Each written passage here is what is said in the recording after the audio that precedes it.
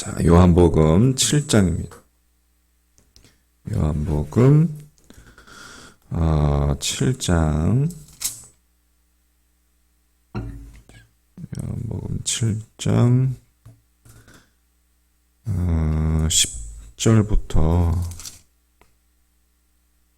10절부터 44절까지 한번 볼게요. 좀 길지만 요한복음 7장 10절부터 44절까지 한번 같이 천천히 한번 같이 한번 읽어보겠습니다. 자, 시작. 그 형제들이 명절에 올라간 후에 자기도 올라가시되 나타내지 않고 은밀히 가시니라. 명절 중에 유대인들이 예수를 찾으면서 그가 어디 있느냐 하고 예수에 대하여 무리 중에서 수군거림이 많아 어떤 사람은 좋은 사람이라 하며 어떤 사람은 아니라 무리를 미혹한다 하나 그러나 유대인들을 두려워함으로 드러나게 그에 대하여 말하는 자가 없더라. 이미 명절의 중간이 되어 예수께서 성전에 올라가사 가르치시니 유대인들이 놀랍게 여겨 이르되 이 사람은 배우지 아니할 건을 어떻게 그를 아느냐 하니 예수께서 대답하여 이르시되 내 교훈은 내 것이 아니요 나를 보내신 이의 것이니라. 사람이 하나님의 뜻을 행하려 하면 이 교훈이 하나님께로부터 왔는지 내가 스스로 말함인지 알리라. 스스로 말하는 자는 자기 영광만 구하되 신의 영광을 구하는 자는 참되니 그 속에 불의가 없느니라. 모세가 너희에게 율법을 주지 아니하였느냐? 너희 중에 율법을 지키는 자가 없도다. 너희가 어찌하여 나를 죽이려 하느냐? 무리가 대답하되 당신은 귀신이 들렸도다. 누가 당신을 죽이려 하나이까? 예수께서 대답하여 이르시되 내가 한 가지 일을 행하매 너희가 다 이로 말미암아 이상히 여기는도다. 모세가 너희에게 할례를 행했으니 그러나 할례는 모세에게서 난 것이 아니요 조상들에게서 난 것이라. 그러므로 너희가 안식일에도 사람에게 할례를 행하느니라. 모세의 율법을 범하지 아니하려고 사람이 안식일에도 할례를 받는 일이 있거든. 내가 안식일에 사람의 전신을 건전하게 한 것으로 너희가 내게 노여워하느냐? 외모로 판단하지 말고 공의롭게 판단하라 하시니라. 예루살렘 사람 중에서 어떤 사람이 말하되 이는 그들이 죽이고자 하는 그 사람이 아니냐. 보라 드러나게 말하되 그들이 아무 말도 아니하는도다. 당국자들은 이 사람을 참으로 그리스도인 줄 알았는가. 그러나 우리는 이 사람이 어디서 왔는지 아노라. 그리스도께서 오실 때에는 어디서 오시는지 아는 자가 없으리라 하는지라. 예수께서 성전에서 가르치시며 외쳐 이르시되 너희가 나를 알고 내가 어디서 온 것도 알거니와 내가 스스로 온 것이 아니니라. 나를 보내신 이는 참되시니 너희는 그를 알지 못하나 나는 아노니 이는 내가 그에게서 났고 그가 나를 보내셨음이라 하시니 그들이 예수를 잡고자 하나 손을 댄 자가 없으니 이는 그의 때가 아직 이르지 아니하였음이로라. 무리 중에 많은 사람이 예수를 믿고 말하되 그리스도께서 오실지라도 그 행하실 표적이 이 사람이 행한 것보다 더 많으랴 하니 예수에 대하여 무리가 수군거리는 것이 바리새인들에게 들린지라. 대제사장들과 바리새인들이 그를 잡으려고 아랫사람들을 보내니 예수께서 이르시되 내가 너희와 함께 또 있다가 나를 보내신 이에게로 돌아가겠노라. 너희가 나를 찾아도 만나지 못할 터이요 나 있는 곳에 오지도 못하리라 하시니 이에 유대인들이 서로 묻되 이 사람이 어디로 가기에 우리가 그를 만나지 못하리요. 헬라인 중에 흩어져 사는 자들에게로 가서 헬라인을 가르칠 터인가? 나를 찾아도 만나지 못할 터이요 나 있는 곳에 오지도 못하리라 한 이 말이 무슨 말이냐 하니라. 명절 끝날 곧 큰 날에 예수께서 서서 외쳐 이르시되 누구든지 목마르거든 내게로 와서 마시라. 나를 믿는 자는 성경의 이름과 같이 그 배에서 생수의 강이 흘러나오리라 하시니, 이는 믿는 자들이 받아 성령을 가리켜 말씀하신 것이라. 예수께서 아직 영광을 받지 아니하셨으므로 성령이 아직 그들에게 계시지 아니하시더라. 이 말씀을 들은 무리 중에서 어떤 사람은 이 사람이 참으로 그 선지자라 하며, 어떤 사람은 그리스도라 하며, 어떤 이들은 그리스도가 어찌 갈릴리에서 나오겠느냐. 성경이 이르기를 그리스도는 다윗의 씨로 또 다윗이 살던 마을 베들레헴에서 나오리라 하지 아니하였느냐 하며, 예수로 말미암아 무리 중에서 쟁론이 되니 그 중에는 그를 잡고자 하는 자들도 있으나 손을 대는 자가 없었더라. 아멘. 네. 감사의 물 드렸습니다. 네. 자, 요한복음 7장을 보고 있습니다. 10절 말씀.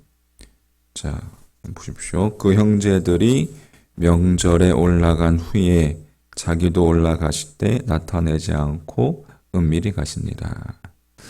자, 이제 초막절, 예수님께서 초막절에 예루살렘으로 이제 은밀히 비밀스럽게 올라가셨습니다. 이제 그 전에 이제 형제들이 예수에게 세상에 나타내고자 한다면 이 베들레헴에 있지 말고 갈릴리에 있지 말고 예루살렘으로 가라라고 그렇게 이야기했어요. 그때 예수님께서는 아니다, 내 때가 아직 아니다, 이러지 않았다라고 그렇게 이야기했어요. 근데 이제 장면이 있은 후에 예수님께서 이제 초막절에 다시금 은밀하게 비밀스럽게 이제 예루살렘으로 올라가시는 거예요. 예수의 존재가 이미 초관심의 대상이 되었기 때문에 이 예수님을 어떻게 볼 것인지에 대해서 논쟁이 벌어졌습니다. 그런 까닭에 예수님께서 성전에서 가르치시면서 드러난 그 순간부터 구체적인 이제 메시아 논쟁이 벌어지기 시작하는 거예요. 메시아로서, 구원자로서 예수님에 대한 평가가 크게 셋으로 나눠졌습니다.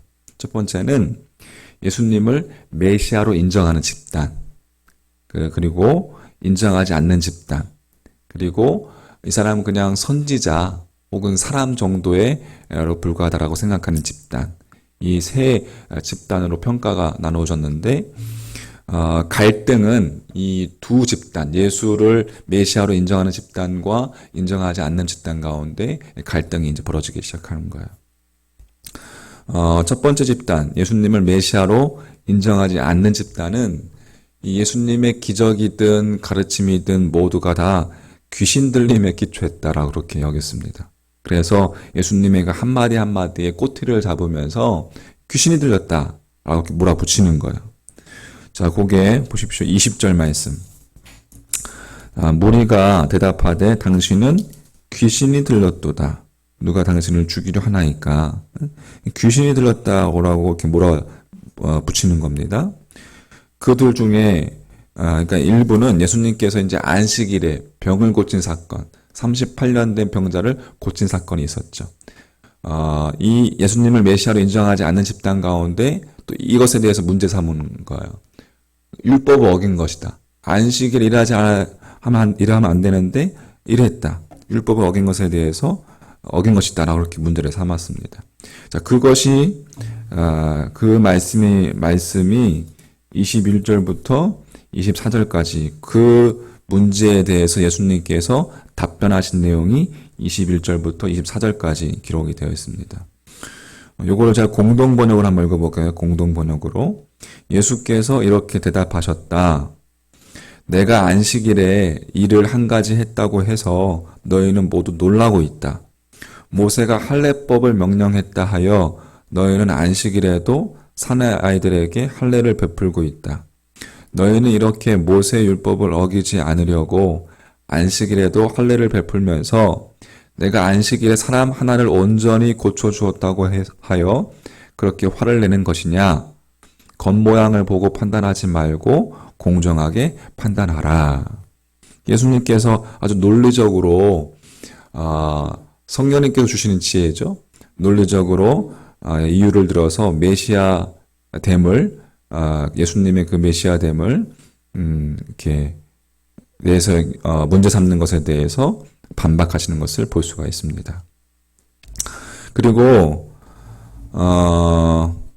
그 주님의 메시아 되심을 몇 가지 또 이유를 들어서 이제 말씀하시는 거예요. 첫 번째는 그 부정하는 사람들의 모습, 부정하는 사람들의 이야기는 첫 번째는 메시아는 어디서 왔는지 인간이 알 수 없어야 된다는 주장을 펴는 거예요. 왜냐하면 신적인 존재이기 때문에 인간의 범주에서 이해돼서는 안 되기 때문에 어디서 왔는지 알 수 없다. 그렇게 주장을 펴는 거고, 두 번째는 성경의 예언과 다르기 때문이다. 라고 그렇게 이유를 붙입니다. 그러니까는 성경의 이유는 다윗의 가문에서 나와야 한다고 생각했는데, 베들레헴이 다윗은 왕족이었는데, 다윗의 왕종이어야 하는데, 예수님은 저 시골 골짜기에서 나사렛에서 살았고, 또 갈릴리 땅, 당시 갈릴리 땅은 천박한 땅으로 이렇게 이야기를 했어요. 예루살렘 사람들은 그렇게 생각했어요. 거기서 활동했다. 왕족같이, 다윗같이 보이기는커녕, 다윗의 왕족같이 보이기는커녕 그저 목수에 불과한 예수의 초라한 그 행색이 메시아로 여길 수 없다라는 그러한 이유를 들어서 이 또 유대인들이 그렇게 문제 삼는 거예요. 자, 41절, 42절 말씀. 41절, 42절 같이 한번 다시 읽어보세요. 41절, 42절 시작. 어떤 사람은 그리스도라 하며 어떤 이들은 그리스도가 어찌 갈릴리에서 나오겠느냐. 성경이 이르기를 그리스도는 다윗의 씨로 또 다윗이 살던 마을 베들레헴에서 나오리라 하지 아니하느냐. 예. 자, 이렇듯 첫 번째 예수를 메시아로 인정하지 않는 집단에 대한 그 내용들이 이렇게 설명되고 있습니다. 자, 하지만 31절 말씀. 31절. 무리 중에 많은 사람이 예수를 어떻게 하고 믿고 말하되, 이제 믿는, 그리스도께서 오실지라도 그 행하실 표적이 이 사람이 행한 것보다 더 많으냐 하니. 자, 요 공동번역에서 읽어드리면, 그러나 군중 가운데는 그리스도가 정말 온다 해도 이분보다, 지금 이 예수님, 이분보다 더 많은 기적을 보여줄 수 있겠느냐 하며 예수를 믿는 사람이 많았다. 두 번째 집단이에요. 예수님을 믿는 자들. 예수님의 행한 기적을 보고서 믿는 자들. 예수님을 메시아로 인정하는 자들. 오병이어의 기적 이후에 예수님을 메시아로 여기는 분위기가 이제 그 기저에 있었고, 또 행하신 표적을 보면서 메시아로 믿고 있었던 것이죠. 그렇게 믿는 집단들도 생기기 시작한 거예요. 자, 특별히 초막절 그 마지막 날 초막절 마지막 날 전야 행사로서 이들이 실로암에서 물을 길어다가 성전 제단에 물을 붓는 의식이 있었어요. 그것을 행할 때 그 물 깃는 의식은 매우 중요했는데, 왜냐하면 이스라엘이 출애굽 당시 하나님께서 물을 넉넉히 공급하신 것을 기념하는 것이기 때문에 하나의 퍼포먼스죠. 그 종말에 부어질 그 물에 대한 기대를 상징했습니다. 당연히 그것은 메시아만 할 수 있는 역사였다고 그들은 그렇게 믿었던 거예요. 이스라엘에서 물은 참 중요해요. 물은 생명이기 때문에 중요합니다. 그런데 이날 예수님께서 그 사건을 빗대어서 자신을 메시아로 인정하는 발언을 하십니다. 자, 보세요. 37절, 38절 같이 또 한번 시작. 명절 끝날 곧 그날에 예수께서 서서 외쳐 이르시되 누구든지 목마르거든 내게로 와서 마시라. 나를 믿는 자는 성경의 이름과 같이 그 배에서 생수의 강이 흘러나오니라. 아멘. 아주 중요한 발언입니다. 더욱 분명하게 예수를 메시아로 인정하게 되기 시작합니다. 생수의 강, 그죠? 생명샘물, 우리의 영원한 생명 되신 예수 그리스도, 당신 자신을 표현한 거예요. 자, 그렇게 해서 이제 40절 이 말씀을 들은 무리 중에서 41절 어떤 사람은 그리스도라 하며, 예. 이제 그리스도라 하는 집단들도 메시아라고서 인정하는 집단들도 생기기 시작했고 모든 정황이 예수의 메시아 됨을 증명하는 것이었다는 것을 우리가 볼 수가 있습니다. 자, 이렇게 두 집단이 인정하는 집단과 인정하지 않는 집단이 쟁론하면서 그러면서 이제 더 예수님을 더 죽이려고 하는 그러한 그 음모가 더 깊어져 가기 시작합니다. 자, 43절 말씀. 예수로 말미암아 무리 중에서 쟁론이 되니. 쟁론이라는 것은 이제 분열이에요, 분열. 헬라어 표현에 의하면 분열되기 시작하는 거예요. 예수님에 대해서 서로 다른 의견으로 무리가 갈리기 시작하고 싸우기 시작하고 분열되기 시작하는 겁니다. 자, 오늘 요 말씀을 정리하면서 생수의 강에 흘러넘치는 그 하나님의 말씀을, 놀라운 축복의 말씀을 들었음에도 그것에 대해서 모두가 긍정적인 반응을 보이는 것은 아니다. 부정적인 반응을 보이는 사람들도 있다라는 것을 우리가 볼 수 있고, 우리가 복음을 전할 때에, 우리가 전도할 때에 그렇다면 사람들의 반응이 있을 거 아니에요, 그죠? 그 사람들의 반응에 너무 지나치게 우리가 민감하거나 낙담하지 않아도 된다. 왜? 긍정적인 반응을 보이는 사람도 있고 부정적인 반응을 보이는 사람들도 분명 있기 때문에 그렇다는 것이죠. 근데 중요한 것은 긍정적인 반응을 보이는 자나 부정적인 반응을 보이는 자나 하나님께서는 그들을 통해서 놀라운 역사를 이루어 가신다는 것. 그게 중요한 것입니다. 할렐루야. 그게 중요한 거예요. 그래서 오늘도 우리가 영적인 전투죠. 오늘 내게 주어진 이 하루도 우리가 영적인 사람이 되기 위해서는 어떻게 보면 전투입니다. 전투. 늘 우리 가운데 다가와서 우리를 넘어뜨리려고 하는 생각들과 또 세상의 여러 가지 욕심과 또 욕망들, 우리가 또 믿음으로 그렇게 반응하면서 성령님의 인도하심에 민감하면서 우리가 이 영적인 전투에 승리하는 하루가 되길 간절히 소망합니다. 복음은 언제나 그렇게 전파되기 예수님의 그 역사 이후로 지금까지 복음은 전파되기 계속해서 전파되고 있습니다. 그러나 긍정적인 반응을 보이는 자들도 있고 부정적인 반응을 보이는 자들도 분명히 있다. 하지만 복음은 전파되고 있고 지금도 놀라운 역사를 이루어가고 있다는 사실. 이것을 붙들고 우리가 그렇게 복음을 전하는 아름다운 하나님의 믿음의 발걸음이 되기를 주님의 이름으로 간절히 축원합니다. 아멘. 기도하겠습니다.